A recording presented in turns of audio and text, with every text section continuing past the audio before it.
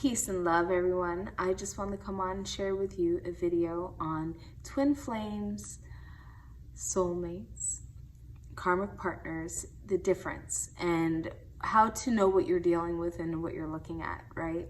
So many people ask me about this. This happens to be like one of the most popular questions that I get out of all the questions that I get. So I wanted to address that with you guys.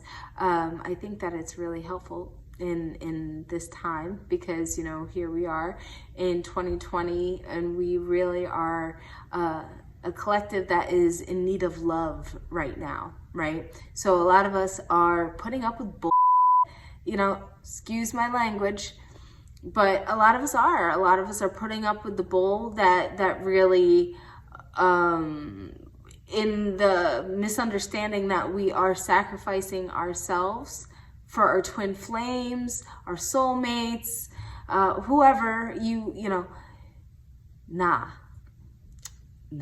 So we're gonna fix that. So we're gonna fix that today. And this is what I personally believe. This is what I teach all my students. This is what I personally believe and what I have uncovered from my perspective, and the things that I've discovered throughout my lifetime. So first, let's start off with karmic partners. Now, karmic partners are usually the ones that we feel so drawn to and we have no reason. Like, you know, a lot of times they might not even be attractive physically to us, but we feel drawn. Now, that's very common. That's very common to feel a pull towards someone. That means that there's a lesson in that person that you need to uncover for the more elevation that your spirit will take on in this reality, right? So if the more challenges that you find yourself in, the higher you will be elevated in the spirit realm when you transition. And that's how it works. So more things that you find yourself on the other side of, that's kind of like a notch on your belt. Like, you did that, boo, we got this. So that's really a good thing. But you know, a lot of us take on a lot of karma and we put karma back on our spirit's record if we don't fix it. So it's like double points on that, double points on that. So that's the whole purpose of finding a karmic partner. And when you uncover those things with that karmic partner, what you do is you both probably feel that way. You both have that trigger, right? And there's a lot of stuff that's coming up for both of you. You might have a lot of tumultuous stuff happening. And the thing is the way you operate in this body, that dictates on the lesson that you have to learn, that dictates on the lesson that they will receive. So it's like you also have to teach as you learn with karmic partners. That sucks. It sucks.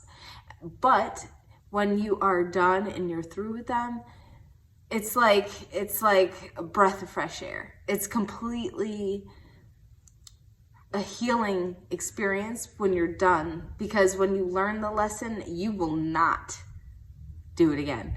And in addition to that, once you actually learn the lesson, you take that onus, that understanding, and you give it to other people, and you're saying, oh no, I've experienced this. Let me give you some knowledge. Let me give you some wisdom. Let me give you. And that's how you clear and continually keep that karma clear for yourself. So people, and it doesn't necessarily need to be, I want to make sure that this is clear, doesn't necessarily need to be romantic. It usually isn't. You know, I've had more karmic partners that have been friends than, you know, obviously my romances. So, you know, those are things to definitely consider, is making sure that you engage the right people to learn the right lessons so you can divine them, share them, and understand yourself in completeness so you can walk your path stronger. Once we get those things off of us and out of us, our karma is clear. You know, and our karma will help us give more, as humanity, like as a collective. It's beautiful. So that's Karmic Partners. And I also want to talk about divine partners. So divine partners, also known as soulmates. So everybody has more than one soulmate. And that's my personal belief. A lot of other people believe that too, but my personal, honest to God belief is that everybody has many soulmates. Your soul has been here so many times that it's like almost impossible that you do have just one soulmate. It's just impossible, like each lifetime. And think about 30,000 lifetimes. You mean to tell me that there's just one twin flame, and we'll get to twin flame in a bit, but there's just one soulmate that has met you over and over and over and over and over and over? That does not make sense. Stop. Don't romance the bullshit, because a lot of people get caught up in these stupid little things. That's not true. Your body, your spirit is been here so many times. Your body has been able to govern this soul. So when we are here and we're taking in and understanding soulmate energy, what we have to understand is that many people have aligned to us. So we might have that warming, oh, I feel, where do I know you from? Those experiences. That is soulmate energy. That doesn't necessarily need to be romantic. That doesn't necessarily need to be anything more than I see you, you see me, I recognize you, you recognize me. So I think that's really important to take on and understand as well. And twin flames. This is that's probably one of the most overused things for me. And I'll tell you why I don't like it. I think that twin flame energy is extremely toxic a lot of the times, because it's basically the yin and the yang, it's not necessarily yin and yang. I shouldn't say yin and yang being in a negative, but I mean the masculine and the feminine, the war, the peace. It's two halves of a whole, so a twin flame, that energy is really half of your spirit. So half of your spirit runs around the earth trying to find its other half. It doesn't necessarily mean that you are one half with, just by yourself. You can absolutely live 100% of a full life in completeness and wholeness without your twin flame right next to you. In my opinion, I think a great observation and a piece of media that has documented twin flame, and they didn't call it twin flame, but it's very similar, is the movie Hancock with Will Smith, where he and Charlize Theron, they keep uniting, and whenever they get together, one of them or both of them, they can die or whatever. Doesn't necessarily mean that you're gonna die when you meet your twin flame. Don't take it that way. But that energy, you weaken around each other, because you really have to find a way to integrate into one person. I personally don't think that twin flame connections are really healthy. I think that you should totally be two separate entities. I think that, I think the days of, when you marry somebody or when you connect to somebody of a long term, for you to say, to become one. Yes, your lives become one, but not your spirits. And that is really a part of us that I think many people lose themselves, and that's where things get, in the craziness of everything going on. I think that a lot of people want to be one for the wrong reasons. So twin flame energy, when I hear that term, it just makes me just roll my eyes, because I think it's extremely toxic to want to be that close to somebody. And I have no problem wanting to be close. I think that it's beautiful, but for you to lay down your life and allow somebody to merge it into theirs, in their image of their own life, that's not fair. So twin flame energy, if you think about the flame and the way it's shaped, it's kind of shaped like the teardrops, right? So I'm not Illuminati or anything, but I'm kind of gonna do like a symbol here, right? So this is the flame. Let's say that a flame is kind of shaped like this, right? So I would say that this part, the base of the flame, right? That would be where you guys meet, where you connect, where you vibrate so strongly that you feel that pull, that gravitational pull that we get through, right?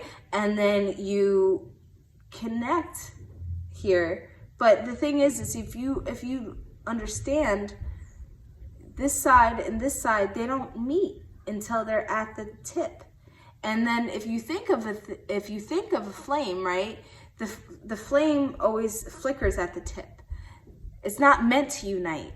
And when it does unite, it's super powerful. It's fully integrated, but it goes quickly.